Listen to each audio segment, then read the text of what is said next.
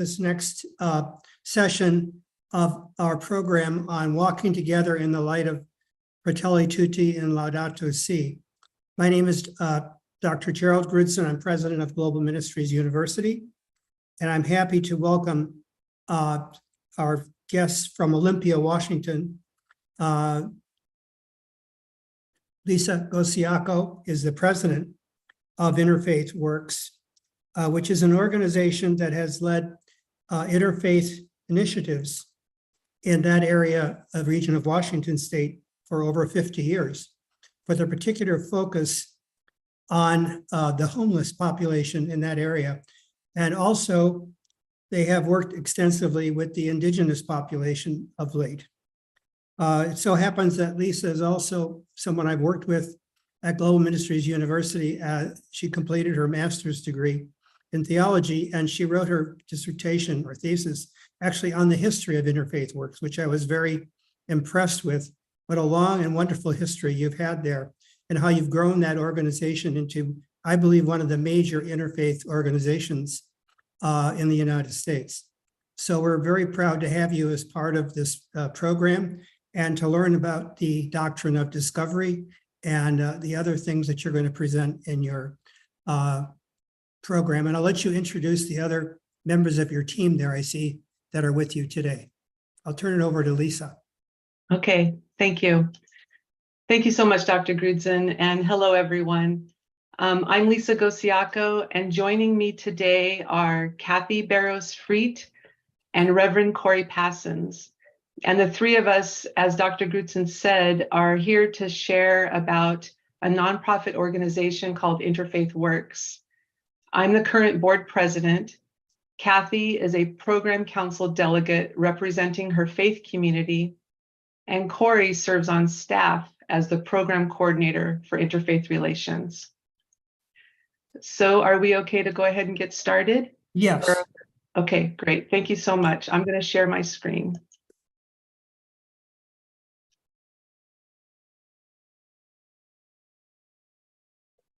And just can I get confirmation that my screen is showing? Yes. Great, thank you. So our presentation today is titled Resetting the Sacred Table. And we will share how Interfaith Works has evolved over the years and highlight efforts to engage with local tribes to invite their presence at the interfaith table and to learn more about the painful history of oppression of Indigenous peoples. We begin today with a land acknowledgement.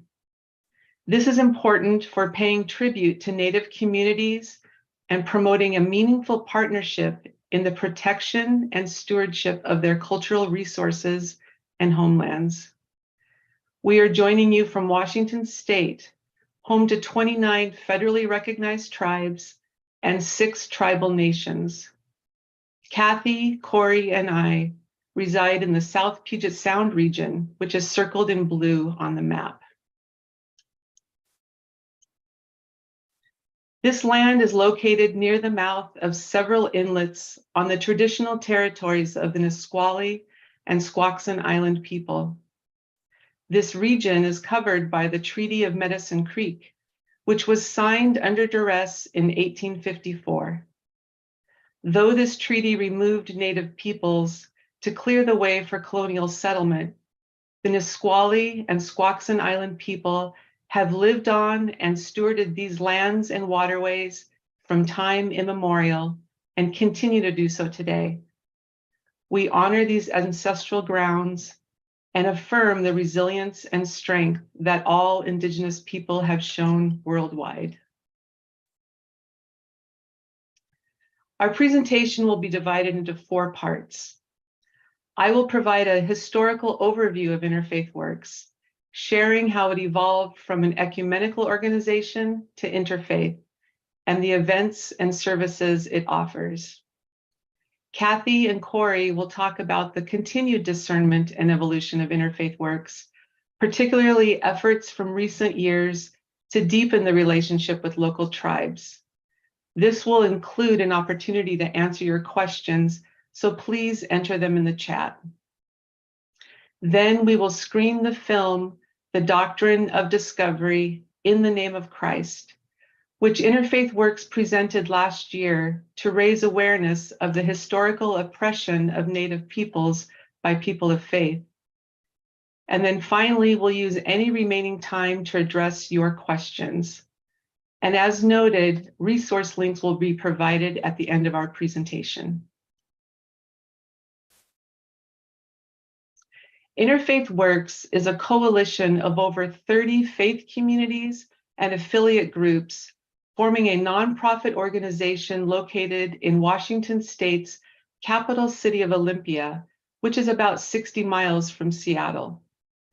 Its vision is to promote interfaith understanding and serve the community through charitable, social, and educational endeavors. Its mission is social justice and peace through interfaith understanding and cooperation. The mission and vision of Interfaith Works have evolved significantly over its more than 50-year history as the coalition members continuously discern the organization's identity and purpose. The discernment process can sometimes be challenging and disruptive, often causing tension as biases are exposed and knowledge gaps are addressed. This requires humility and courage for the members, especially when changes are determined to be necessary. Discernment and growth requires frequently asking ourselves, who are we? Who's included at the table? What do we need to learn? And what are we being called to do? Back in 1968, 7 Christian pastors shared the vision of forming an ecumenical organization in Thurston County. Established under the Council of Churches umbrella, their initial goal was to strengthen ecumenical relationships among the area's churches. As you can see, their stated purpose was to provide an interdenominational agency for cooperative religious education, social relations, and other service as may achieve more effectively the application of the teachings of Christ to all relationships of life, and particularly to community problems. This led to offering Christian leadership courses and scripture studies, ecumenical living room dialogue groups in members' homes, and youth and adult choir festivals.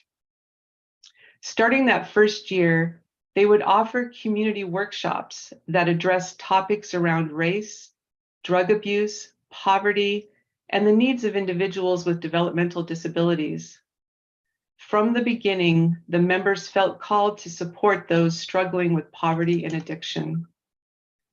By 1973, the membership had grown to include 11 Christian communities, both Protestant and Catholic, and was discerning the need to separate from the Council of Churches umbrella and establish itself as an independent organization.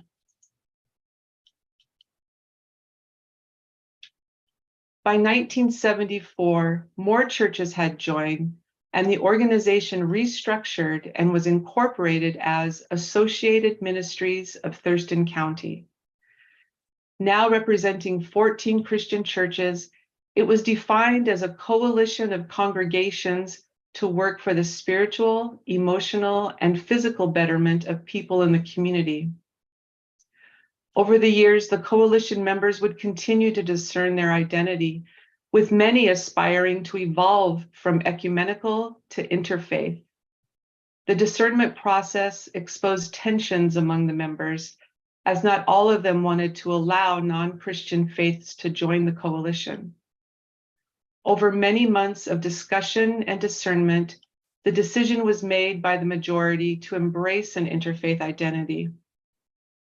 Unfortunately, this resulted in several Christian communities leaving the coalition. Those who remained would develop a covenant with more inclusive language to express their newfound interfaith identity, which read, "As partners in God's work, we seek to further God's kingdom by identifying and redressing problems which cause pain and injustice in all areas of life, sharing information, understanding, needs, resources, and activities among congregations of differing traditions and between the religious community and community at large. Doing together what we cannot do alone, we witness to God's unifying and reconciling love through associated ministries of Thurston County. 3 years later, the coalition welcomed its first non-Christian member when the local Jewish congregation joined in 1982. Over the next 3 decades, more Christian communities would join, and the organization would embody its interfaith identity through the inclusion of Baha'i, Buddhist, Jewish, Mormon, Quaker, Unitarian Universalist, and Unity congregations. The popular community workshops that began in 1968 evolved into an annual event called Days of Awareness, which spotlighted a community issue or need. Over the next 24 years, this event would address topics that included criminal justice, youth and adult foster care, community health care, housing and homelessness, prison ministry, welfare reform, and others. Many times, the Days of Awareness event would lead to the creation of a community task force or serve as the catalyst for establishing new organizations. Other activities would be created, such as a mayor's and a governor's prayer breakfast, interfaith potlucks, a legislative chaplaincy program, an interfaith summer youth camp, an interfaith Thanksgiving celebration, refugee support, a program of education and engagement with local tribes, and hospice chaplaincy training. During this time, the members deepened the discernment of their call for responding to the growing homeless issue. As a result, in 1990, 10 of the member congregations began hosting a low-barrier emergency overflow shelter on a rotating basis during winter months. This was staffed by volunteers from the faith communities and would continue annually over the next 2 decades. Homeless services would grow to represent a vital part of the organization's identity. The board and membership discerned another evolution for the organization, and in 2004, it was renamed Interfaith Works. In addition to the board, a program council was formed, consisting of delegates representing the faith communities and affiliate membership that met monthly to develop and plan interfaith activities and events, promoting the mission of social justice and peace through interfaith understanding and cooperation. As part of its ongoing discernment, some earlier activities were discontinued and new events were established. An Earth Stewardship Group and sacred music festivals would be offered for several years. 2 new events were developed and continue today. One is Moments of Blessing, an interfaith service held at or near the site of a homicide to reclaim that place of violence as a place of peace. This meaningful service offers healing to the victim's family, friends, and neighbors. Another event is the annual Day of Remembrance, an interfaith service held in partnership with the county coroner's office to honor those who have died but whose remains were unclaimed, as well as those who died by suicide and those who died while experiencing homelessness. 2 popular events that still continue from earlier years are the Interfaith Summer Youth Camp and the Interfaith Thanksgiving celebration, which Kathy and Corey will talk more about. Just as the interfaith relations have evolved over the years, so too have homeless services. Interfaith Works is respected in the community for its compassionate support for individuals experiencing homelessness. After more than 2 decades of operating the rotating winter overflow shelter, in 2014, a year-round 42-bed low-barrier shelter was established and located at the site of one of the member congregations. Interfaith Works partnered with a local hospital and social service organizations in offering a day center for connection and hygiene services such as laundry and showers. Interfaith Works partners with the county to offer hazardous weather shelter during the extreme cold of winter months and extreme heat of the summer. A medical respite program was created to provide a place for homeless individuals to go for continued healing and recovery after they've been discharged from area hospitals.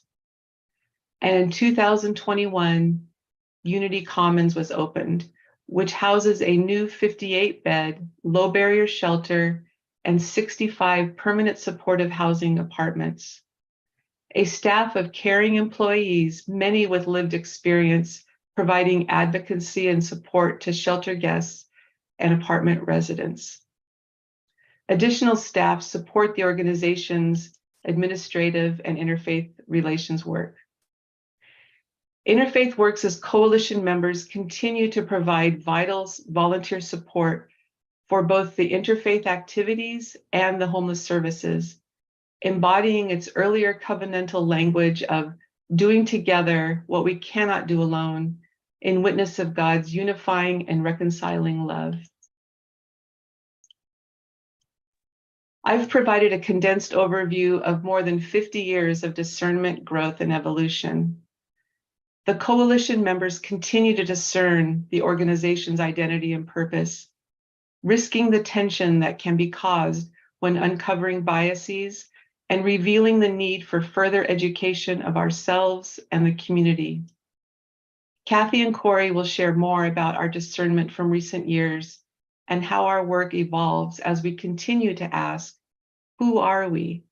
Who's included at the table? What do we need to learn? And what are we being called to do? And I turn it over to Kathy. Thank you, Lisa. My name is Kathy Barrows-Freed. I represent St. Benedict Episcopal Church, Lacey, Washington, on the Interfaith Works Program Council. My comments take you to the summer of 2021, June through September, where I want to identify some of the pressure points which Interfaith Works Program Council was encountering as we began to plan for our annual November Thanksgiving Interfaith event. Internal planning could not ignore these external stressors which were occurring concurrent to our planning. These stressors were, one, there was what felt like sudden exposure into the public discourse about Indian boarding schools. Never before was Indigenous trauma potentially on our agenda as something we on Program Council needed to think anything about. We were seeing on national media caravans of tribal peoples having unearthed graves of Native children. In particular, I remember an example, I think it was the Sioux tribe transporting 9 children's bodies home to the Rosebud Reservation. For the tribes, this wasn't hundreds of years ago, but these were family histories. Now that we're finally taking these children home, I want to quote from a poem which will be included in your resource material. And it's a line from the poem by Abigail Echohawk, a Pawnee, 2021. That line is, Mother Earth held them until they could be found. Mother Earth held them until they could be found. The naked emotion put real history in our face. And during that time period, the federal national faith leaders speaking to the history of faith communities, having been part of that forced assimilation through boarding school trauma. The presiding bishop of the U.S. Episcopal Church, Bishop Curry, and others were giving sermons and speeches, reflecting on the history, calling us to understand and to learn how to deal with that trauma. President Biden appointed Deb Haaland to a U.S. cabinet position, the first Native American in U.S. history. Deb Haaland, a member of the Pueblo Laguna tribe, became a secretary of the Department of Interior. That was huge, symbolic and literal significance. Now an Indian was caretaker of federal national land. In June, Secretary Haaland announced the Federal Indian Boarding School Initiative to gather data and document boarding school history where the federal government and churches played a role in creating intergenerational trauma. Not new news to the tribes, but to most of us, it was just a shadow in our peripheral vision of the collective white awareness of that history. The National Congress of American Indians in June of 2021 released a resolution calling for support for truth and healing on Indian boarding schools, discussions about reparations. There was increased pressure upon the justice system to be attentive to the crises of missing and murdered Indigenous peoples. And so there started to be land acknowledgements. You've probably not been to any meeting, any conference, any seminar that hasn't begun with some sort of land acknowledgements of the tribes in that particular area. So land acknowledgements began then and have become pretty common. And even in Olympia, their local park, which had the name Priest Point Park, on the history of, Catholic missionaries establishing a mission there, on the land of the waters of the Squaxin tribe, who've been there for thousands and thousands of years. So just this year, in 2022, that park was renamed Squaxin Park. So generally, we are having increased public discourse, which challenged the dominant culture's skewed view of land ownership, traditions, culture, justice, history. It was clear the one-dimensional lens was white. So all of this information was wrapping itself around and through program council meetings, creating a lot of agitation. So there we are, summer of 2021. This pressure hit Interfaith Works Program Council as it faced planning its traditional Thanksgiving celebration, one held since 1984. Was it to be business as usual or acknowledge the reality of history, which had always been a dominant culture story? So this pressure was pushing on the bubble of our internal norms. We felt we had no choice but to bring honest dialogue about these external stressors upon our internal organizational discourse. Did we have responsibility to acknowledge the suffering our churches had caused Indigenous peoples? By continuing with the white Thanksgiving, are we exposed for being, at best, oblivious? Did we not understand that by celebrating with pilgrims and subservient Indians handing baskets of food, that we were perpetuating insult and pain? As one can imagine, this generated a lot of emotion. Buttons were pushed, defenses were up. So first we had to educate ourselves, and much of today's presentation subsequently will talk about that. So secondly, we had to change what Interfaith Works Thanksgiving celebration had always been. Meant that we had to make room. This celebration, which had been held since 1984, had to change. We had to give up something. And making room was uncomfortable within the framework of the event's traditional elements and locations. It had traditionally been in one of the Christian churches, had been on after church service on a Sunday. Faith leaders within the participating congregations and faith communities were speakers. The nature of the sermons, the chorus, the music, all had expectations. They had always participated in some way. Why would they not continue? So these Christian traditions and expectations were deep. And we had respect for each other's faith leaders who were themselves caring and eloquent. Who would be left out, though? There were also expectations, representation around the 30 plus church communities and faith communities. And who out of that group was already a pretty crowded slate? Who was going to participate? Who was going to get left out?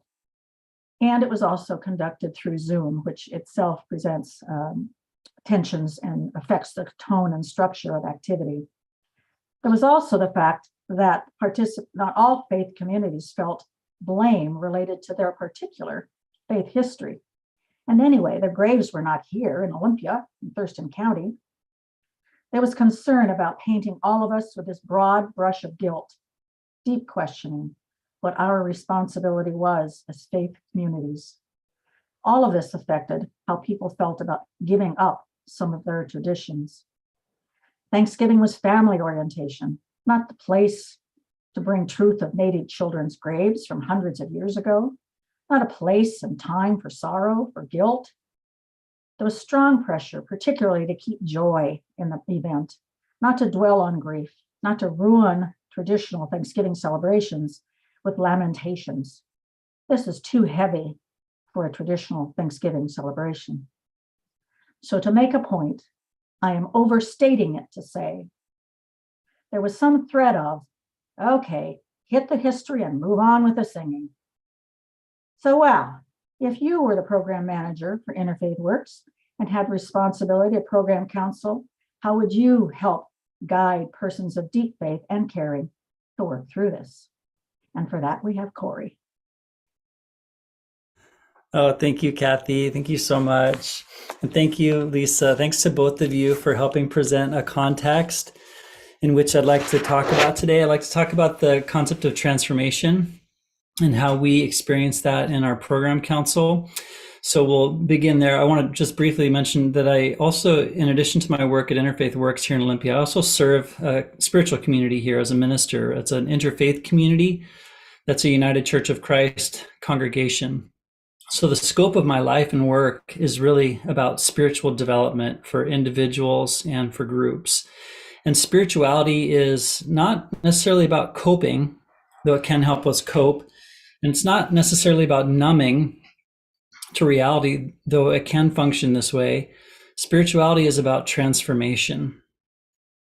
The Hebrew word for God is a verb. It's a verb of being and becoming. So spiritual transformation is a journey and a movement into life as it is and as it wants to become.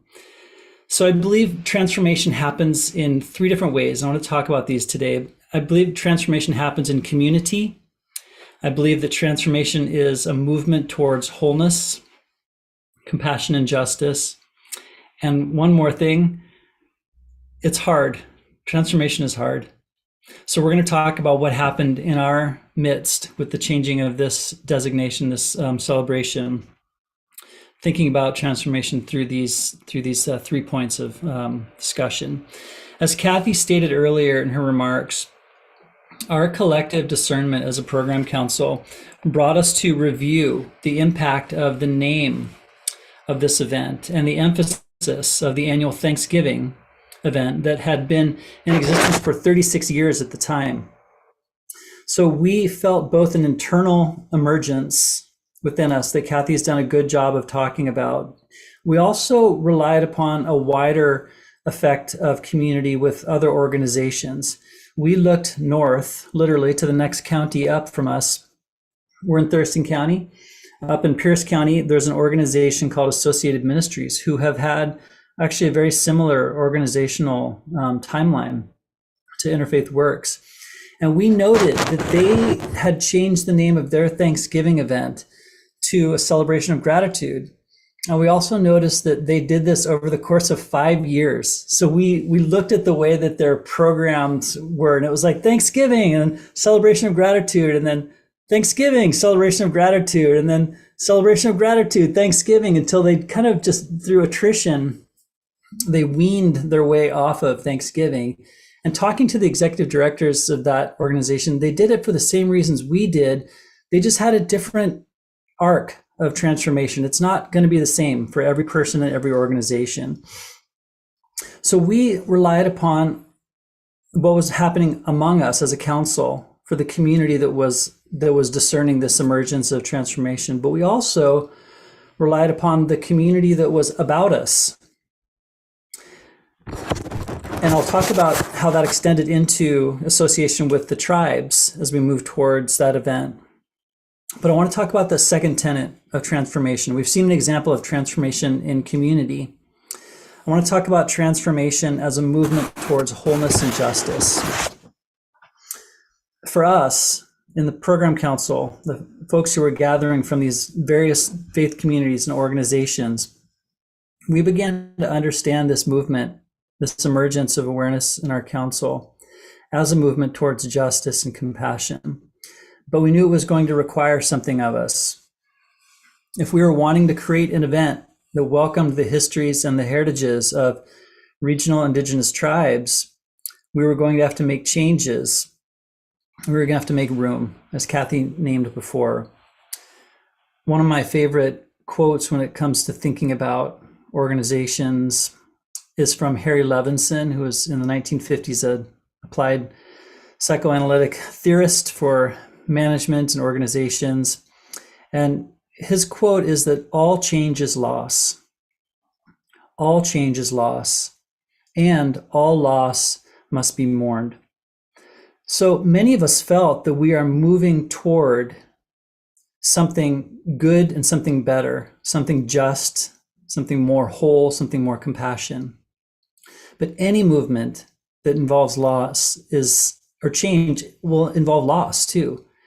And we also saw that felt at a different place and depth for the persons who were actively lamenting a change in a time-honored tradition that they loved and still do. So we had responsibility to the community that we were a part of to nurture full awareness of people's feelings of loss as we moved toward something that was emerging. And this involved making space. Our sense of loss was about making space, making room. We've been working with a diversity, equity, and inclusion coach here in Olympia, Dr. Sarah Lloyd. And when she showed up in our council last year, we noted and named, not that we needed to, but we're a predominantly white space and have been. And yet there's been a call in our council for what can we do for more diversity? So this coach, Dr. Lloyd, heard that, and she asked us, what are we willing to do to bring that vision forth? It won't happen passively. She asked, how are we willing to make space for that reality to come forth? It reminds me of a quote from Isaiah, the 54th chapter of Isaiah, that says, enlarge the place of your tent, stretch out the size of your dwellings. Do not be spare, lengthen your cords and strengthen your stakes. So the spiritual energy, at least as I understand it, of interfaith work and of justice work is addition and expansion. Whereas the spiritual energy of fundamentalism and extremism is subtraction and reduction. So expansion also includes loss because there's a loss sometimes of comfort. There's a loss of control over spheres of influence that one had before. And we were experiencing that firsthand. We were doing something that we felt was right and good. It also was going to involve loss. And we needed to tend to that and to be aware of it. So at this point in our planning, we determined that we wanted a change. We were moving in that direction and felt it moving through us. We reached out at that point to the Squaxin Island tribe. They're the most proximate regional tribe in our area. And we asked if they would like to be contributors, and they agreed. And we learned some very, very valuable lessons. We learned, first of all, that the Squaxin see themselves and experience themselves as a people based in gratitude and generosity, and that they love Thanksgiving. We learned that there's a distribution of turkeys to people in the tribe on Thanksgiving. So we kind of came face to face with the reality that we're importing some assumptions, and we're also displaying some of our understandings of how this would play out that were built into the energy of our invitation toward them. So they are well aware of the history of colonization and the pain of it. But they told us very clearly that they don't live in a place of remorse or regret or blame. They live in a place of progressive generosity and gratitude. And this was a challenge to us. How can we acknowledge that we have, for feeling what could be termed in some places as white guilt or institutional guilt? How do we felt it was obligatory to make space for deep grief? How are we holding that against the people who are telling us directly that we're people of gratitude? Did we have standing to hold or to bring forth grief in this new association with the Squaxin? We were inspired deeply by them in almost every way. But one of the things that was central that they brought is this metaphor of the table. Charlene Price, a council member at the time, talked about this metaphor. This is a person who, by the way, whose mother was extracted from her family and taken to a boarding school, whose hair was cut off. She brought this metaphor of the table a place of feeding and belonging. And that became our central metaphor for the event. We changed the name from a community, I think we called it Interfaith Community Thanksgiving event, to resetting our sacred table. And we've done that we did it for 3 years now. So there was a movement towards wholeness and justice that required us to embrace change and make space. And in letting go, in making space, we were able to welcome in diversity by expanding our tent, opening the doors. We were able to experience a kind of diversity which has just continued last year with the kind of age diversity and religious diversity that was welcomed into the event. Finally, the one last piece that I talked about, that it will be hard. It will be hard. We are a council that does not work on consensus. We work on majority rule, and we also work in present time for majority votes. Our process was not unanimous. As Kathy mentioned, there were persons who did not think this was the appropriate path for us to select for this event emphasis. There were people who thought we were overstepping. It's possible that there's truth in some of that. Were we ready? Were we qualified? I don't know, but we proceeded in hope and trust, and we were willing to be open to the reality of mistakes and missteps happening. And we quickly discovered that there had been some. I've briefly named one. In the first year, when we invited the Squawks in, we invited them into the planning process. And when they entered the planning process, we realized how much development we had already done based around assumptions of how we were going to need to process the grief and guilt of dealing with colonization. But that wasn't really met with traction or resonance with the Squawks and tribal members who came to us. We also realized that by asking the Squawks and Island Tribe to come into the planning process, we were unintentionally inviting them into a burden of presence to psychically, emotionally deal with us in our stage of awareness and engagement, and for them to make time and effort to work with us in that planning phase. We extended a burden of presence. What we did the second year is that we reached out to potential indigenous contributors, and we asked them, how would they like to be involved? Would they like to participate at the level of planning? They're welcome. Would they like to present just as content providers in the celebration? They're welcome in that way. And we wanted to know what's important to them to have for a sense of space and a sense of theme and position to speak. We wanted to know what would work for them. So that's one change that we made from a misstep. And we're going to hold on to that and collect them and keep moving forward with our growth into this. So in summary, we experienced transformation through community, both within our council as we listen to each other, and through communities abroad, kind of like we're doing today. We had to make room and let go of various visions that we'd had or assumptions that we had to make room for a vision of compassion and justice. And we had to deal with the difficulties of mistakes and the challenges of moving ahead. So as we close today, I wanted to read a poem that we will be, I'll post it in the chat. If this link, I just posted a link that goes to a resource page that's available to all of you that will have links to the Coalition for the Dismantling the Doctrine of Discovery, which I'll talk about in a moment. It'll have links to the poems that Kathy read earlier and to the poem I'm about to read. This poem is called We Tremble on the Edge of a Maybe. It's by Ted Loder from Guerrillas of Grace. And I want to dedicate this poem to Catherine Smith, a person who was an important person in my last couple years of seminary, who just passed away, and she introduced me to Ted Loder as a poet. So I dedicate this poem in love to Catherine. This is called We Tremble on the Edge of a Maybe.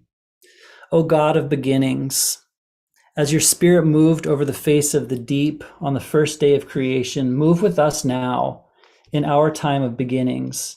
When the air is rain-washed, the bloom is on the bush, and the world seems fresh and full of possibilities, and we feel ready and full. We tremble on the edge of a maybe, a first time, a new thing, a tentative start, and the wonder of it lays its fingers on our lips. In silence, we share now our eagerness and our uneasiness about this something different we would do or be, and we listen for your leading to help us separate the light from the darkness in the change we seek to shape and which is shaping us. Thank you. Thank you, Corey. We do have a little bit of time before we will introduce the documentary. So if there are any questions about what has been shared so far, we welcome those. There will also be another time for questions after the film. This question came through. It says, do the homeless share equal status as members? Mm-hmm. That's a really good question. I'm gonna, I'll respond first and then invite Corey, who's also on staff now, to share. But I know there are many efforts within the homeless services to make sure that the people who stay in the shelter, we call them shelter guests. And first of all, that title, it just kind of, instead of calling them participants or clients, a shelter guest, it just implies this idea that we are serving them. And so they have a strong voice in the services that are offered. As far as members in the coalition, they have not been recognized as members, but there is conversation right now about bringing a representative to serve on the board. So I'll stop there. And if Corey wants to add anything else to what I just shared. Yeah, I would just say that I also want to note that the people who are guests in our homeless services are typically people who are the most vulnerable. We filter in, we don't screen out. And so people who are with us are typically older in terms of the spectrum of homeless adults dealing with mental health issues, substance issues. So we try to prioritize the vulnerability and the safety of our guests first. And so programming or opportunities for programming would be subsequent to that initial care.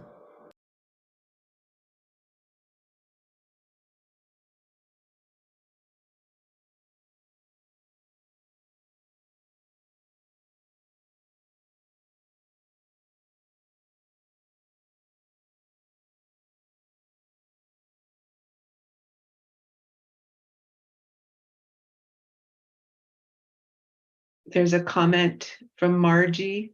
Thank you all for what you have shared. So very positive and beautiful to hear about your efforts and make this a more beautiful world. Thank you so much, Margie. And at the beginning, there was a comment from Anne, who we all three know Anne, because Anne is a representative of her faith community. So she's very involved in Interfaith works and has been a longtime volunteer. There's a question, what are your funding sources? Do you want to start that, Corey? Or would you like me to? Why don't you go ahead, Lisa? Yeah, you're pretty close. You just drafted a budget for us, literally. So Interfaith works to provide its homeless services. We receive grants, state and federal grants. We receive support through some private foundations, as well as support from members of the community. And the faith communities that are members are also invited to make a donation. And aside from the financial donation, the faith community members also provide a lot of volunteer support. So there's an abundance of love and care for the organization. There isn't always an abundance of funding because there are challenges these days with some faith communities unfortunately are shrinking a bit, and so we know that their resources are limited. So yeah, that's primarily our funding streams. Mm-hmm. Yeah. I could add one comment about funding in that we have a fundraising event coming up called Eye to Eye. Mm-hmm. I think that bridges over between fundraising as an event where you invite community members and your earlier question about those who are in the shelter and how they participate with us. And Eye to Eye, that by its name, we're looking eye to eye with folks who are in these experiences. Yeah. And I don't know exactly the agenda for this year's, but in the past, those who have been part of the homeless services and participate themselves, sometimes they have artwork they've done there on display. They certainly are there to talk with community members and talk about their lives and mingle with everybody and answer questions. So inclusion is very important. Mm-hmm. Yeah. Yeah, we as Kathy just said, Eye to Eye, we invite our shelter guests to attend the Eye to Eye event. And so they are present there, and the members of the community learn about the activities and the services being offered and get to see firsthand the impact of those. Mm-hmm. Yeah. There's a comment that says your talk is so inspiring. Do you mentor other interfaith organizations? Mm-hmm. Well, I would say that we're really open to sharing and learning and providing trainings to regional agencies and organizations, particularly in homeless services, though we have done collaboration at an interfaith level too. And I'm really happy to be going to the Parliament of World Religions this summer to be presenting on some workshops and panels. So that's great. If you'd like to be in touch with us to see about, conversations around development, you can reach us online. The resource link that was posted has the website information on how to get in touch with us. So we'd be happy to hear from you. Corey, the next question that I think you could probably respond to is, do you have any teenagers and college student involvement? This last expression of the Resetting Our Sacred Table was wonderful. We had youth involved as speakers from a Muslim community. We had artists who are youth and college age students. So it was great. And we're looking to work with some local youth this coming May to do an interfaith gathering where we'll do a sleep out for homelessness, where kids from different youth groups across the city can get together, and we're having a space where they can sleep outside for one night with improvised shelter equipment that we'll provide, like not tents, but cardboard. And we'll coach them up about what it looks like to be a homeless person in our area. What is homelessness in our region? And we're looking for other ways to engage with youth and to amplify youth voices in our region too, including sponsoring various youth-led BIPOC events for solidarity, where we helped with some of the logistics with like promotion and materials and things like that, just to help them succeed in their own self-management of those groups. And we've had teenage and college age volunteers at some of our events. And I mentioned that we have a long history of offering an interfaith youth camp. And that serves more elementary age students that attend. And it's in the summertime. It usually lasts a week, and it's a day camp. And some of the different faith leaders from our member or congregations will give presentations. And many times there are college age and teenage volunteers that help at the youth camp. Well, Corey, we're getting close to time where we do want to start the documentary. So I'm going to close questions for now, but we do have time after the film is finished for more questions. Okay, great. So we're going to move towards the documentary now. This documentary is a product of the Coalition to Dismantle the Doctrine of Discovery. Again, I want to reference you back to the resource link that's there. You can find access to that.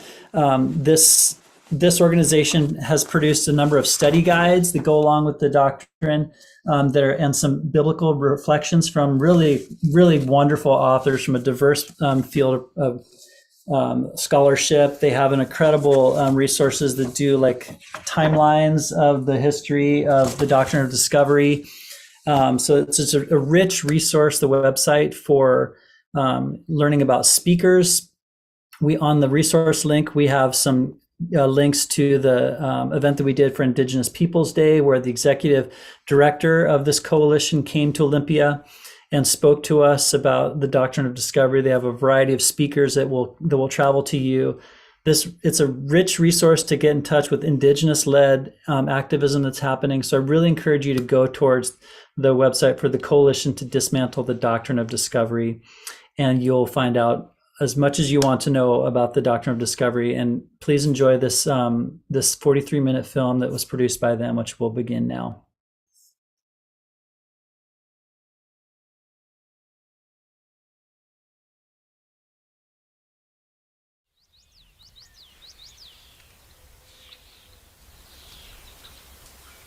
I grew up on the reservation, so my identity is I'm Northern Cheyenne, and my identity is complex because I got bussed off the reservation and went to a predominantly white school. And so I would come home and have Native culture, and then I would be bussed off and be immersed in dominant culture with English language. Come home, and my dad's first language is Cheyenne. I think my identities as a Mennonite and a Northern Cheyenne, I think they always go back and forth. They're constantly conflicting and they're constantly going together. But there's a lot of similarities, especially within this psychology of peace and peacemaking and reconciliation and restorative justice.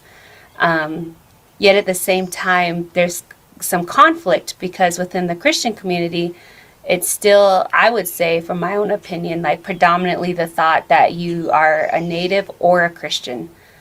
You can't really be both. And so if you want to be a Christian, you give up your Native identity. I grew up in Montana, but if you think about where tribes are now on reservations, that's only a portion of the land they occupied.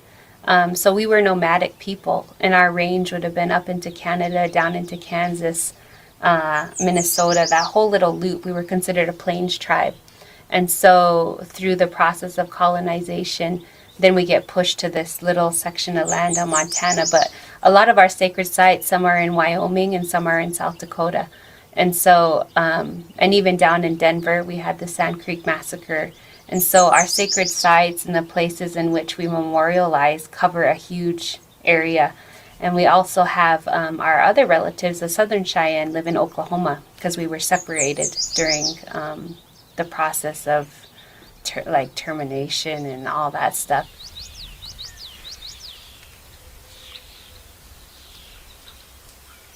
You know, our tradition is kind of rooted in being refugees, leaving Europe to find a safe place.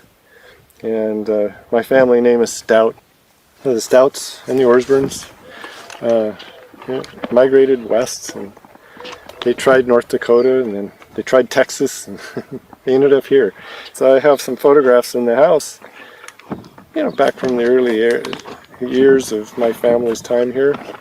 And you point to it with pride, and say, oh, we were hard stuff. We came here and settled and survived. And I took these photographs to a self-service frame shop in Seattle, and I needed help. And I asked the manager if he could help me out, and he looked at me and he goes, I have pictures like these. I go, really? Yeah, that's interesting. No. I mean, I know these people. We started comparing notes, and we're from the same valley. We had grown up together and didn't know each other. But he was the grandson of a woman who was the last native in the area to remember life before the settlers came. So she was pretty famous. And it was kind of a mystery that we didn't know each other, and we spent probably 5 hours that day just talking. But one of the things he did is he looked at that photograph and goes, he looked me in the eye and goes, your people killed my people.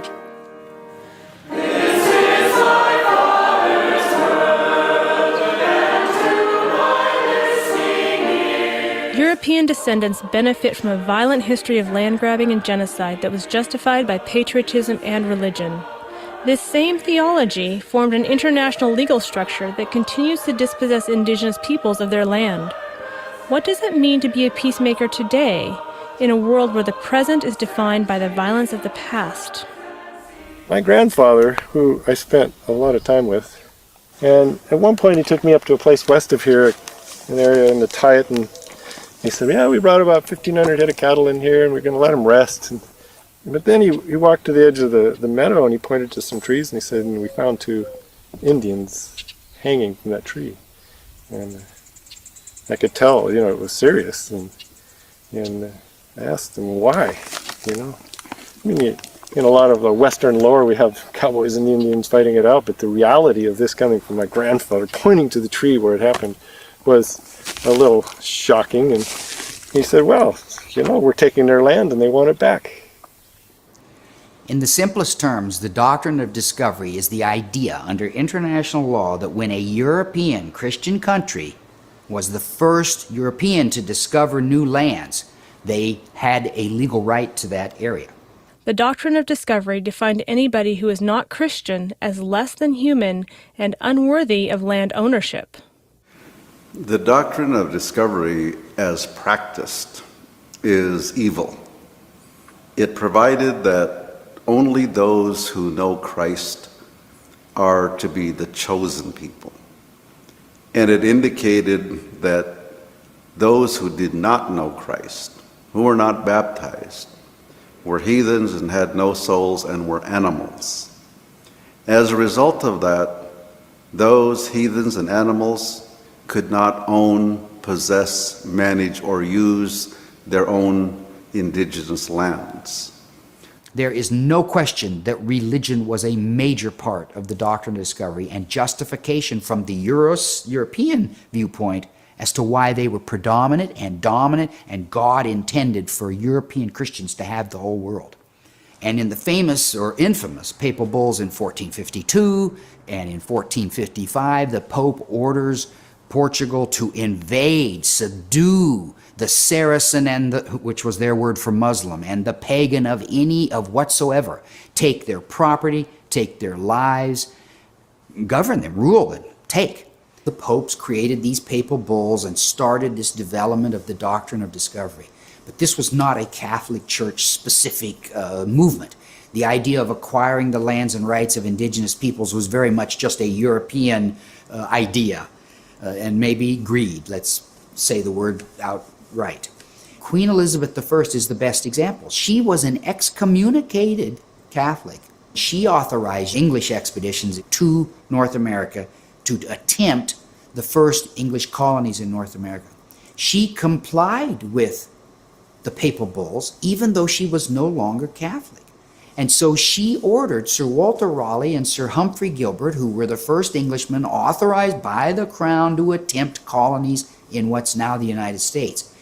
And I can quote you the phrase, she told them, "Go where no Christian prince has yet been, and acquire for me sovereignty, jurisdiction, and title."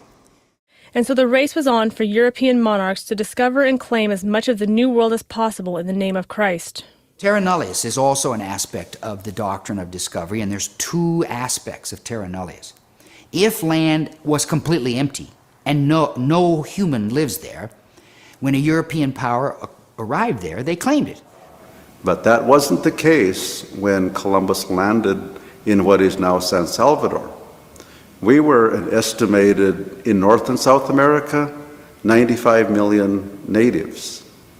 When the era of extermination by the United States of native peoples ended, we were less than 1 million people. And what happened to all of our ancestors who had a right to live here? Their rights should not have been subjugated by the doctrine of discovery. But Europeans were pretty intelligent, or should I say sneaky, about interpreting the doctrine of discovery in their own favor. So even if there were human beings where they landed, they still said this land is terra nullius if these people are not using the land in a way European legal systems approve. if they aren't farming, if they aren't using the land to the best and highest use, then that land is terra nullius and is vacant, quote unquote, and available for claim and acquisition by a European power. In service to the state, the European settlers had a mandate to subdue and improve the land, to make it productive by European standards.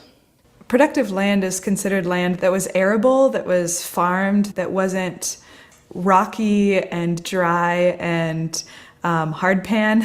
It's the kind of soil that can be built up over years and years of good farming practices. And Mennonites were known as good farmers. For centuries, they were developing these kinds of crop rotations, and the ways that they were doing agriculture built up soil. So they were often invited in by governments in countries that wanted land reclaimed. When we fought our Revolutionary War with England and we signed that treaty in 1783, England granted the United States all its proprietary property rights in North America, south of Canada, and east of the Mississippi. Indian peoples went either to President Jefferson and to later leaders and said, we want to become U.S. citizens. We want you to give us the fee simple titles to our lands because it's the only way to protect and keep our lands. The American politicians immediately started backpedaling. My own tribe, which was in Ohio in 1817, signed a treaty with the United States in which the treaty negotiators with our tribe made a mistake. And in the treaty it said, you will have the fee simple title to your lands. And when that treaty went to the Senate, the U.S. Senate refused to ratify it because they said, we're not going to give Indians and Indian tribes the fee simple or full ownership of their lands. And so our treaty was changed the next year in 1818 because the Congress refused to ratify that idea of giving us fee simple lands. The doctrine of discovery was brought into American law and jurisprudence in 1823 by our most famous Chief Justice, John Marshall. Of course, there was no Indian on either side, the plaintiff or the defendant. So it was non-Indians fighting over what used to be Indian land. The plaintiff, Mr. Johnson, his grandfather, had bought land directly from tribes that's now in the Illinois and Indiana area.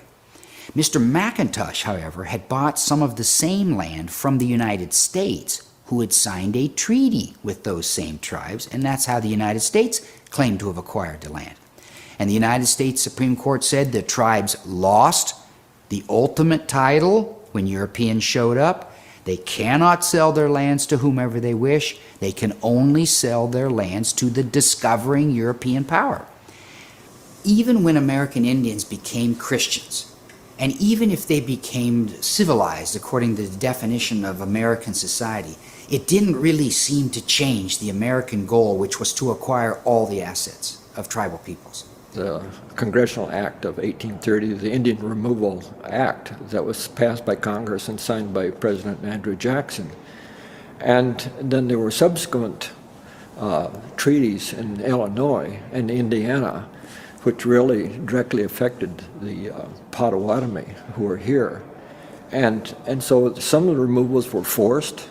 Well, the Trail of Death was one of those forced removals that took place and involved approximately 800 people, and there were something like 40 deaths. The removal started because the people thought they were coming into a meeting, and the meeting was going to be held in a little chapel, and they thought this is good.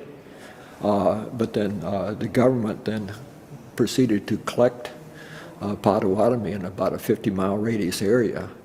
And the leaders who were in the church at the time were actually then put into a makeshift jail cell on a wagon and were led for approximately, from north central Indiana clear to Danville, Illinois. And it wasn't until they got to Danville where they were released. So my family, my Amish ancestors came to Pennsylvania in the early 1700s and settled on indigenous land.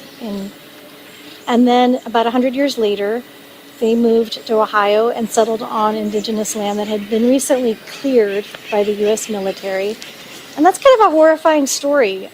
The horrors of clearing land for European settlers became a part of U.S. government policy that attempted to destroy the culture and life ways of indigenous peoples, including decimating the buffalo population and other food sources, coercing them onto reservations, and compelling them to assimilate into the dominant culture.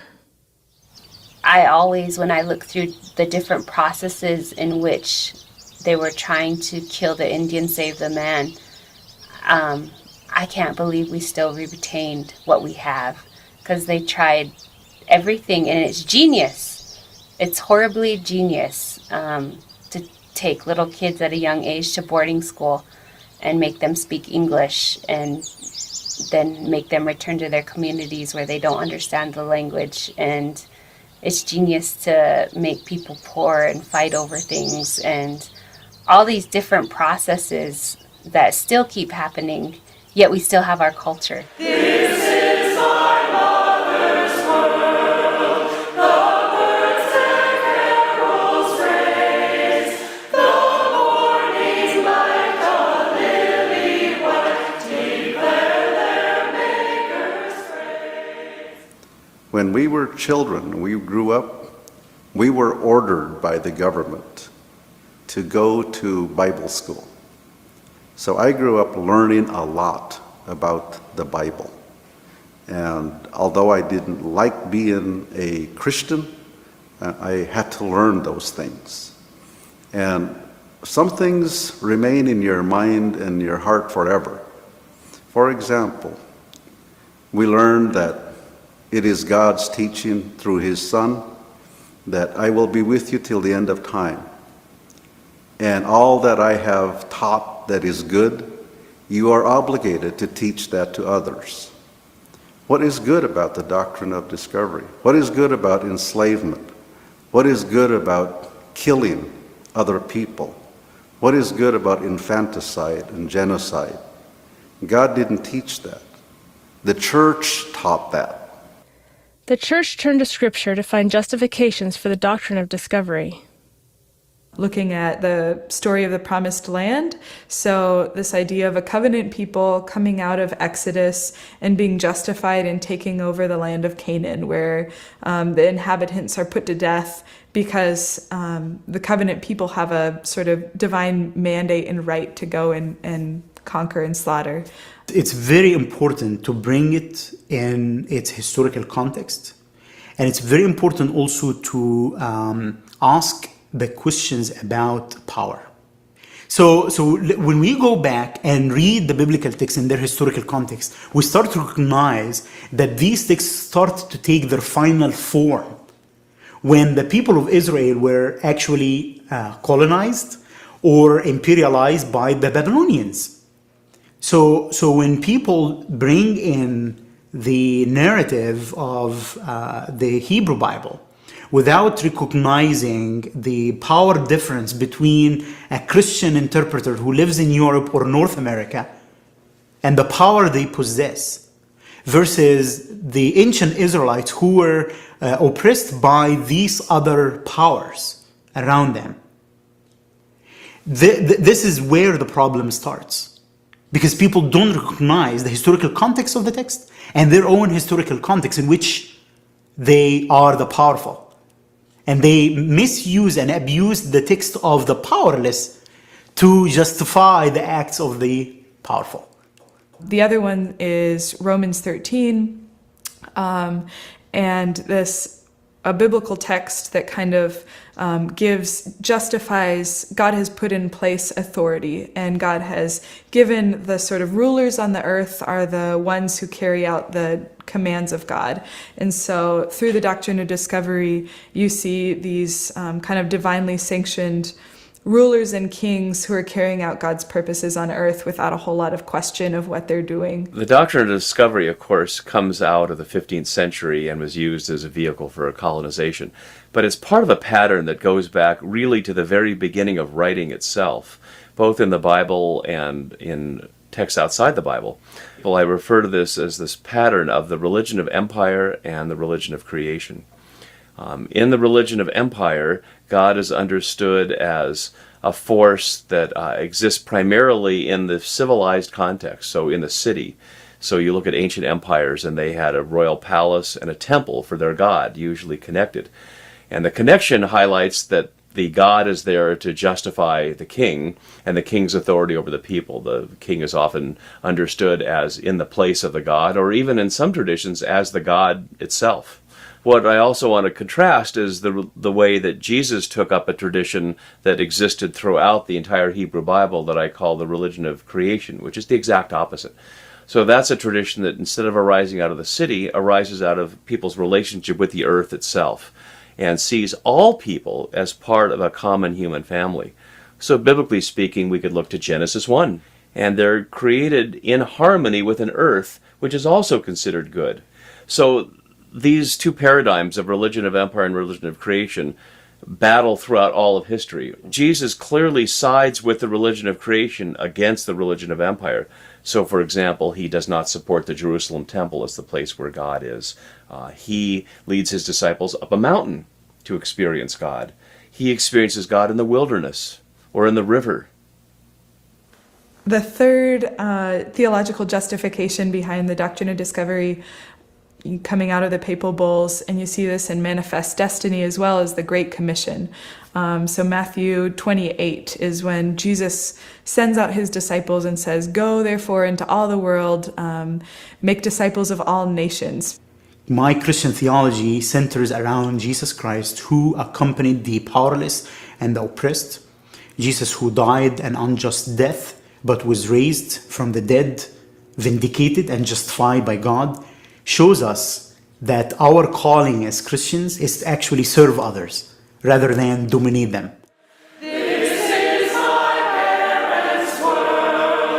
Oh, let me never forget that though the wrong seems oft so strong, God is the ruler. More recently, I started connecting that to the way I grew up and realized I lived the doctrine of discovery. Like my whole reality on the reservation is a result of the doctrine of discovery.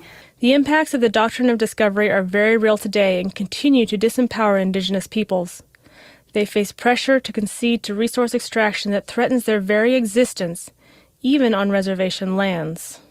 They're running out of surface level coal in the coal mine, and so we live on a rich deposit of coal, which is like surface level, like the easy to get to stuff that's good. And so they're constantly trying to hit us up with putting railways through and different things like that, and extracting our resources, our timber, which would affect, the mining would affect our aquifers, and they wanted to do some fracking and some coal bed methane extraction. And so far, none of that has happened. But they're constantly asking, and but it's a constant battle because people still need to eat. People need water, your basic needs. And if someone offers you money, it's almost, what do you do? Resource extraction, especially mining, decimates the land and makes it uninhabitable. This is happening around the world as economic development displaces Indigenous peoples while benefiting outsiders. A prime example is occurring now in Suriname, South America. So Suriname was settled by the Dutch, and when Suriname declared independence from the Netherlands, the ownership of all of that land was transferred from the government of the Netherlands to the government of Suriname. And so the state, the national governing body in Suriname, owns title to all of the land. And that transfer took place as a direct result of the doctrine of discovery. So as technology has improved and it's gotten easier and less expensive to go deeper and deeper into the rainforest, the desire to be enriched by that resource has grown, and that includes logging, taking gold out of the soil, mining for bauxite and other minerals. Used in gold mining, mercury is a known neurotoxin that causes serious health problems and even death. Mercury travels through the food chain and even upstream to communities far from gold mining. Pemide go to manote ete. Tok miabi kwek ni edesi alaski. Wa American go dape ang tourism. E sorry mi ataki awani luko siki sani ay ni miskin. Dati de mitaganga disi American anong miwawang luko miskin mi follow ko abiete kane anong mi follow ko awani siki tu. The Wayana people of Apatina, Suriname collected samples of their own hair to test for mercury. They found that every single person tested had unsafe levels of mercury, and many were dangerously high. My name is Joan van der Bos. My first name is Joan. Mina sulek fa usabi lantisap mina eerste kapten fuser nanin de ingi dorpu. Den sma fu jaso elip fu prani, visi, onti. Ja, na de dupti landbouw, na dat na de libi. Over agrontori mi wan taki. Ade wan bigi sari gimi. Ef mi musluku va umbusi. Lanti ne hori kanini tins na nga uno a overhead. Tak mo betrek eerst den smasa dena in de buurt voor a busi dat sami si tak vrij kom go accident even. If de gebruik a busi dat. Maar zonder inspraak voor uno gewoon den schrift den besluit. Begin gisma beschikking na bakasi. En op sanina regering voor disi, op sanina regering voor jaren 70. Zonder medeweten voor het dorp. Presi ei prati. En te a prati. Dat de tego next to na teo si bepaalde sansa de man e begin do. Dat tego erna, dat je erachter dat je ziet, oh, a presidis prati. En wie speel go klop, dat hij tak nee, volgens de grondwet. Te was makis papieren, akis beschikking tapagrong, dat je ano recht hebbende. Sayo go actie a presi baka, iwana presi baka, dat ide in strijd met de wet. De meer actie misref nu, pe onrechte delik ingi. Within this legal structure, international development, economic arrangements, economic treaties, they're based in the assumption that some people have the right to own and control territories and lands and other people do not. Kawisay agaw kun sa kayo amin. A pleasant day to all of you. I am Pia Makling Malayaw, and I am an Indigenous Bontoc Igorot from the Mountain Province, which is in northern Philippines. I am part of CAMP. It is a National Alliance of Indigenous Peoples organization here in our country. The Spanish colonizers imposed the Regalian Doctrine. This is similar, if not the same, to the General Doctrine of Discovery, which also declared the entire Philippines as owned by the King of Spain. Where during the post-colonial government, the Regalian Doctrine was retained. The Philippine Constitution declares that all resources in our lands, in the Philippine territory, are owned by the state. So if we would look at the issue of mining, with liberalized mining institutionalized by the Mining Act of 1995, which practically allows for up to 100% foreign ownership of our mineral resources and our mineral lands, actually poses the biggest threat currently to our rights to ancestral land. But there's hope when Indigenous people hold the title to their ancestral lands. I lived in the Philippines with a host family of Indigenous people who were Ikalahan Kalangoya was the name of the tribe. You could see the outlines of the ancestral domain, like the literal borders of it by the forested area, and all around it was like logged, and all around the outside lots of erosion and landslides. But the ancestral domain, because the Indigenous peoples there had gotten a secure land tenure agreement, the Ikalahan Kalangoya were able to protect their forests, and I began to see kind of the importance of land title for Indigenous people. There is international recognition that Indigenous peoples should have rights to their lands, but change is slow. In 2007, the United Nations General Assembly adopted the Declaration on the Rights of Indigenous Peoples. However, while this was a major milestone, the Declaration is not universal law. Rather, it is merely suggestions for countries to put into law. Not surprisingly, only a few countries have implemented these recommendations. For most Indigenous people, this document is simply a piece of paper. It hasn't resulted in titles of their ancestral lands. As a scientist myself, not only am I a rancher, but I'm a toxicologist. And as I start entering into conversations about the issues and the causes and move out of the technical field, it's almost impossible to introduce the language of morality. What happens? As a scientist, if I talk about values, my work is diminished. If an economist talks about values, their work is diminished. It's considered biased. If a politician deals with these, he's got this big, they have these different accountabilities they have to deal with. Everybody is paralyzed and incapable of engaging in topics of morality, of right and wrong. The only community of people on earth today that can deal with these structural issues that are global in scale is the ecumenical community. And my question is, where are they?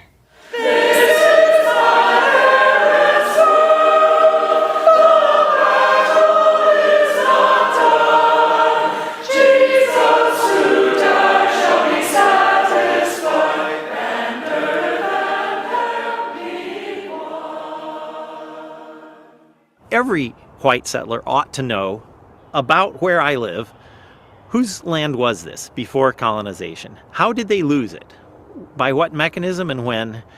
And where are their descendants today? Now that last question opens up a whole range of possibilities for relationship. If their descendants are still alive somewhere today, I could find out how they felt about this land, how they felt about losing it. How are things going for them today? And Rich's, one of his drives and concerns is that he and others are living in northern Indiana on what once was Potawatomi turf. What needs to be returned to its rightful owner, what needs to be restored. I think that this is a really scary one for Mennonites, a scary one for me to think of, not knowing really what that might look like. But visiting the past is very difficult. It's very painful. And for the two groups that are involved, visiting the past brings two emotions that I think are very important to address.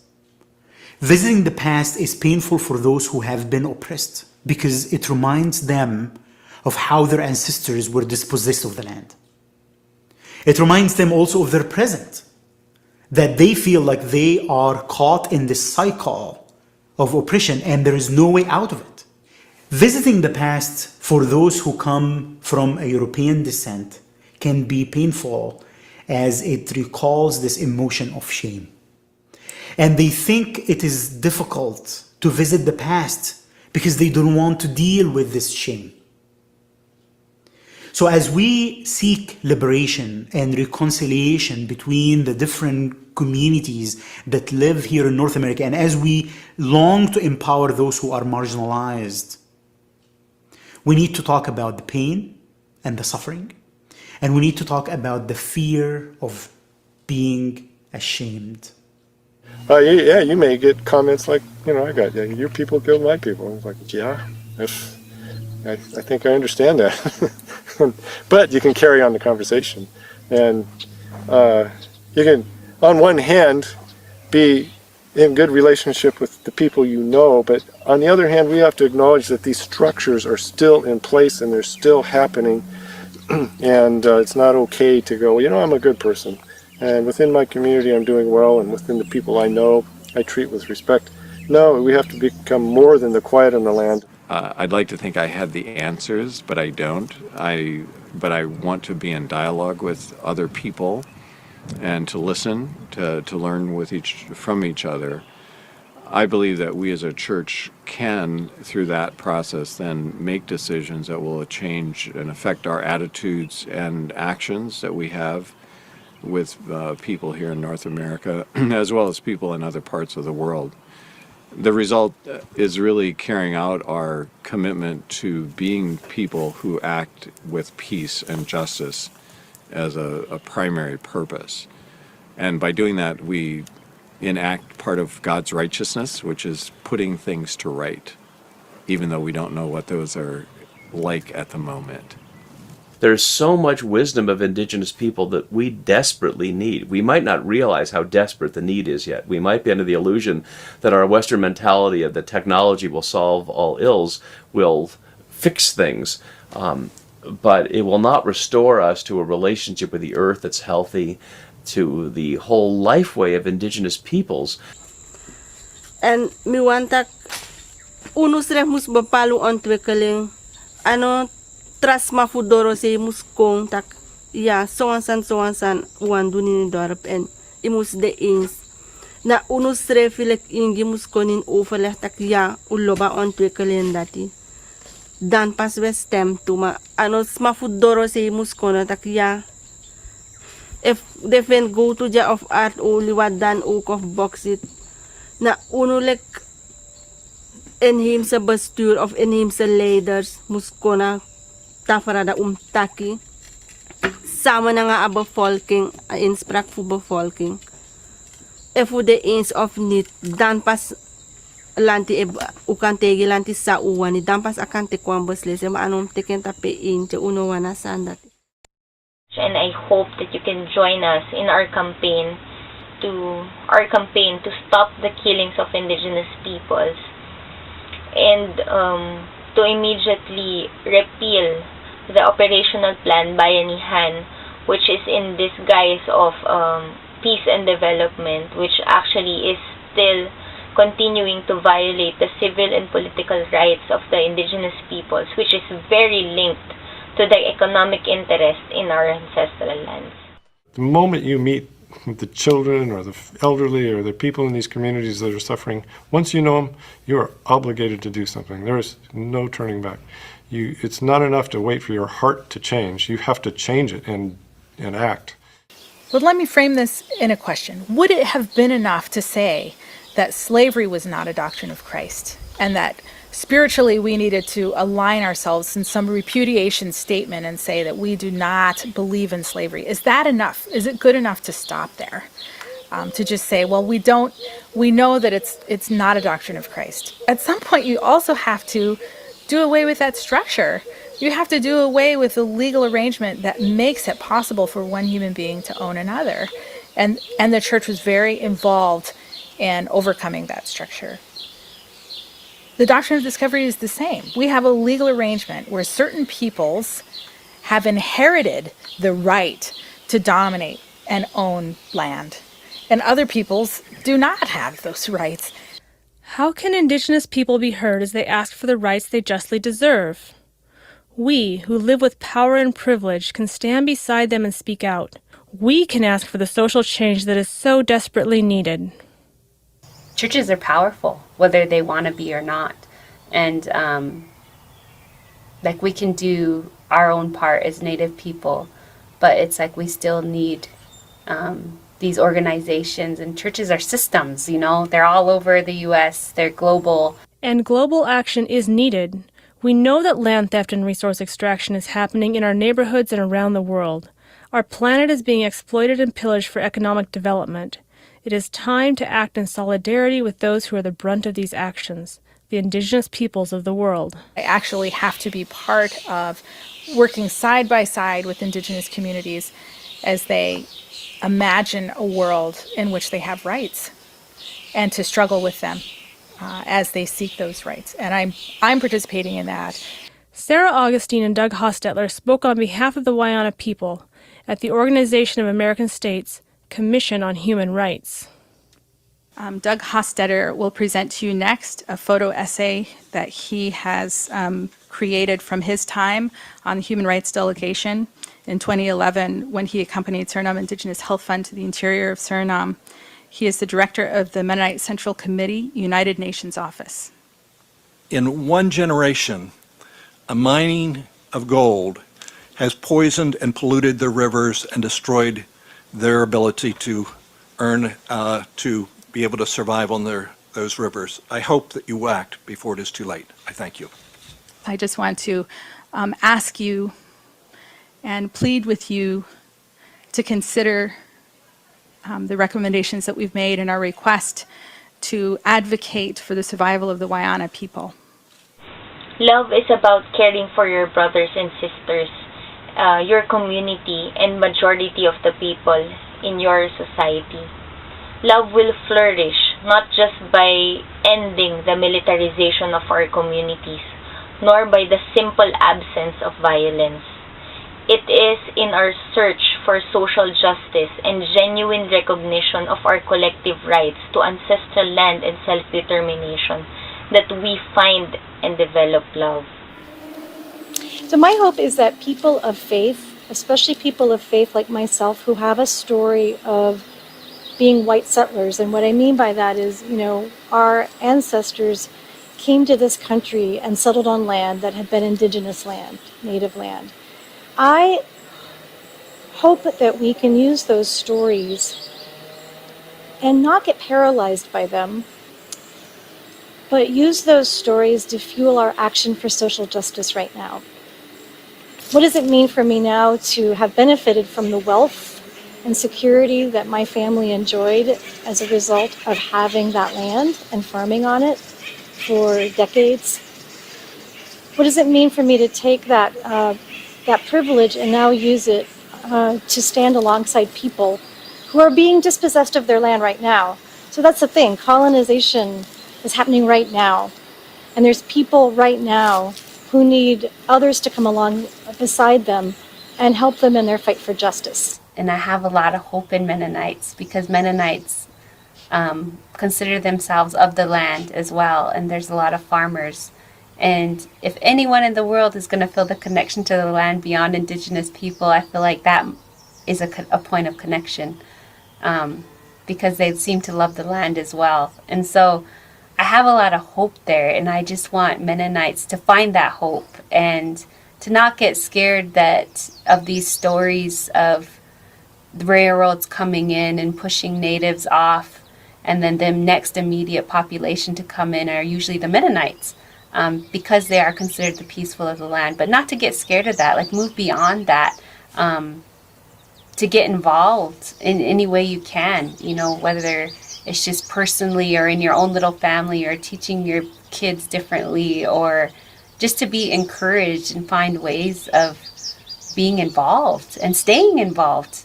Because I think what was done in the name of Christ, the doctrine of discovery was done in the name of Christ, needs to be undone in the name of Christ.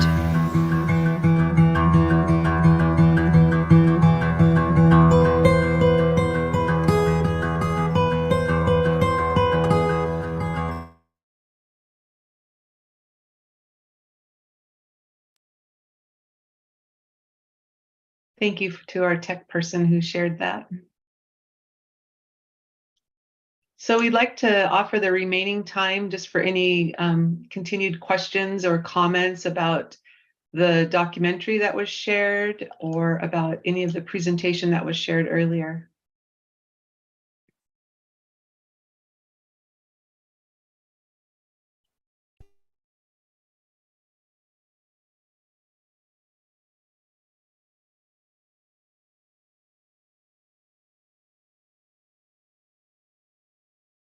Maybe while we wait for those questions or comments, Corey, can you share about when we presented this as an event, and also about inviting Sarah Augustine to speak? And you're muted, Corey. Thank you. Sarah Augustine visited us in October of this last year for Indigenous Peoples Day on the 10th of October. And she offers many different ways to engage with the communities that contract with her. What we did is a workshop experience where we worked with the Indian Child Welfare Act, so that people could, as that case was at that time coming before the Supreme Court, which is, it's been heard now by the Supreme Court, and there'll be a ruling on that important case that's currently, determining so much of the power of the Indian Child Welfare Act. That ruling will be issued in, I believe, June or July. So she came to us to teach about what is the Indian Child Welfare Act and how does it relate to the doctrine of discovery, to help people begin to broaden their awareness of the breadth of the doctrine of discovery in a very relevant contemporary situation. And I don't know if you're seeing the question. It asks, do you have conflicts between Indigenous people and the dominant white culture in your area? Well, I mean, the presence of colonizers is based in conflict. And I think that the conflicts that are present are really based in a disparate position of power. We have a number of ecological issues that are relevant to Olympia that need more Indigenous input on them. We have watersheds that are being stripped through deforestation in our area, that regional tribes are trying to coach people about how flooding happens, how watersheds work. So, I mean, the conflict, I think, really is just a lack of relationship. And I don't think there's like active any kind of conflicts going on that you might think of traditionally. But there's just a need for more relationship. There's a question, do you have any integration of Indigenous spirituality and the Christian spirituality of creation? I don't know who the you is, if that's related to the program council or us as individuals. I think I want to just take a quick, do you mind if I take an answer of that, Lisa? Sure. I want to just reference us back into the film that we just saw, and Wes Howard Brooke talks about the very basis of creation theology is Indigenous. So if we're going to talk about an integration of Indigenous spirituality into the Christian spirituality of creation, we need to talk about a reintegration, because it's always been there. We just have forgotten those basic roots and those basic ties. And I know there have been events that Interfaith Works has either hosted or been a sponsor of, where there is always an invitation for presence from the local tribes. One that I think of was the Interfaith Day of Peace. I think that we did. We sponsored with the clergy group that you're part of, Corey, and they gave an opening and such. But as far as I read it, I was wondering if you were talking about like an event like an experiential event. I'm not sure if that was what the question was leading to. Not sure. I mean, I hope that the thrust of our presentation is that we're trying to deepen those connections in those places of relationship. And I just want to note that these relationships, they take time to flourish, and that there's a reason for that. I mean, the film showed you some of the traditions and histories that are so present. These are yesterday. These issues of colonization, they happened yesterday in the memory of these Indigenous tribes. So we walk with great humility, but also want to just take a sense of patience and time to develop these that are built in real reliable trust. I wanted to share an experience that we have had on the board, where we've had a commitment to growing and learning in diversity, equity, and inclusion. And at a board retreat last year, we invited a speaker who's that's their I'm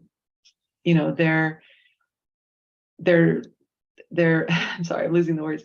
They speak on diversity, equity, inclusion, and promote those in workshops. And that speaker happens to be from Hawaii.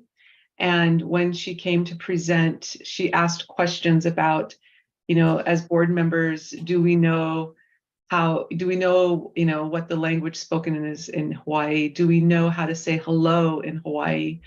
And of course, we all did. And then it was opened up about other languages. Do we know how to say hello in another language, Japanese, Chinese? And then she asked us, do we know the land that we are inhabiting? Which tribe is the dominant tribe of that land, or the historical tribe? Do we know their language? Do we know how to say hello in their language? And it was really striking that we can know so much about these cultures that are way far away from us, but where we actually live, how little we may know.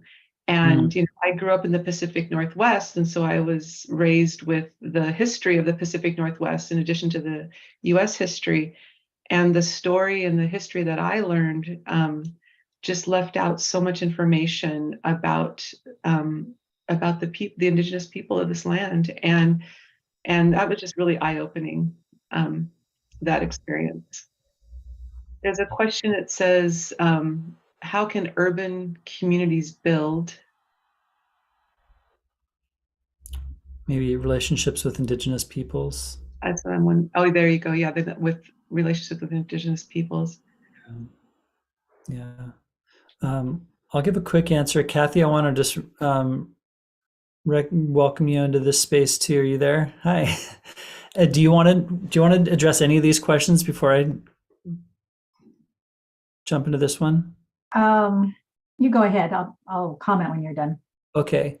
Well, I think that it's going to be relative. We heard the invitation, do some homework, figure out who occupied, who was there, who lived on the lands that you occupy now, what mechanism displaced them from that land, and where are they today? I mean, just start with those 3 questions, and then you'll figure out where to go. You'll be guided to what's next, and move carefully and cautiously, and know that you are going to be moving towards these tribes in the seen as in the heritage of colonization. So just walk gently, and but ask those questions, and then you'll figure it out.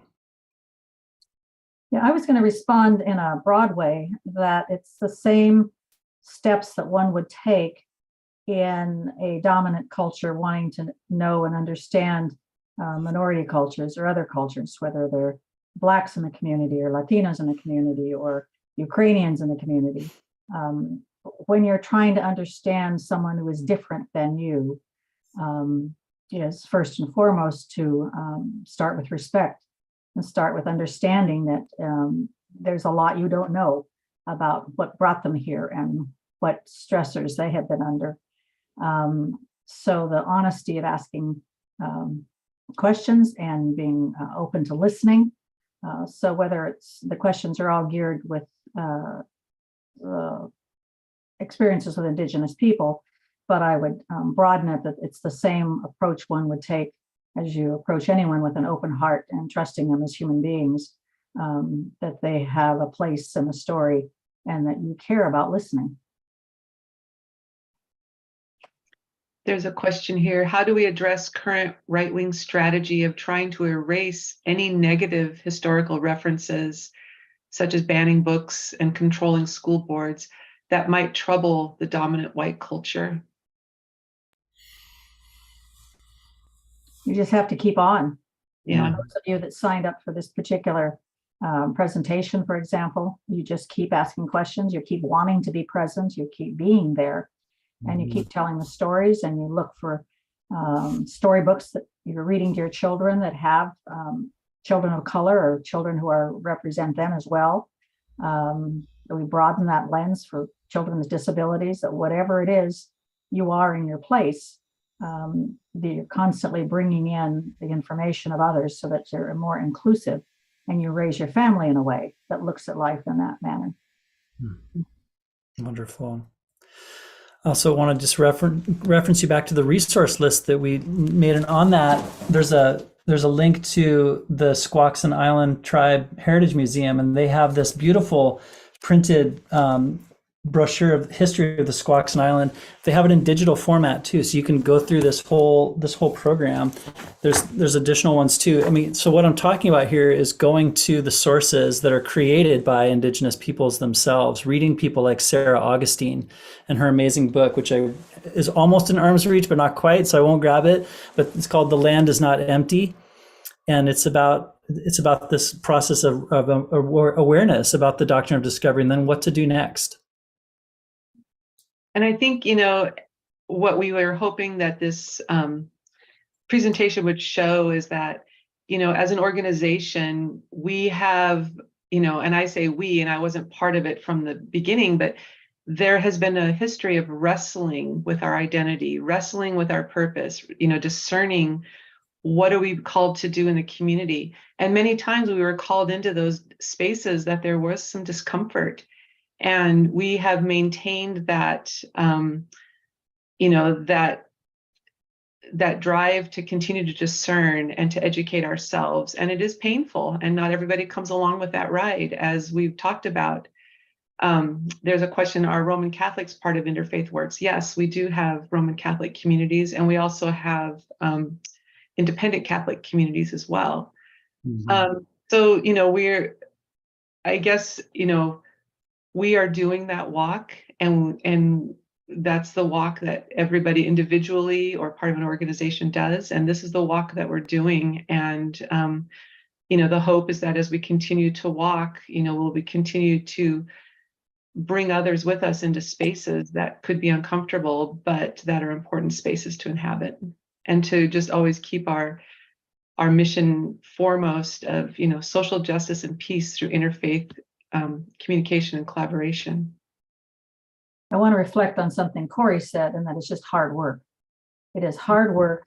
It's not quick, and be willing to put your heart into it. Thank you. Oh, Dr. Green, you're muted. I think it's time now to conclude, but we want to thank you for your wonderful presentation. And I just wanted to say, Global Ministries University will be at the Parliament of World Religions. We'll have an exhibit there, and we'll be showing some of the tapes of these programs to people who come by. So we hope you'll drop by our booth, since I know you're going to have your own presence at the Parliament. And this whole conference was a pre-Parliament event. I don't know if you knew that. It was listed in the Parliament. So we hope that we can continue our dialogue and our collaboration, perhaps at the Parliament itself. So look forward to, will you be going there, Corey, yourself? I'll be there. Yeah, I'm doing a workshop on interfaith ministry in the postmodern world, and then a workshop on the dances of universal peace. Okay. We are doing a program on religion and science, intercultural perspectives from India and Africa. So we have an online master's program in religion and science with faculty in both US, India, and Africa. And so we have students, quite a few students now internationally, who are doing a master's degree with us. So some of their faculty will be there at the Parliament. So look us up when you're there, and we'll look you up. Thanks again, everybody. And thank you so much. And thank you, Kathy and Corey. And we'll look forward to more collaboration. You have a wonderful program, and we're so grateful that you were part of our program. Thank you for having us. Thanks, Kathy.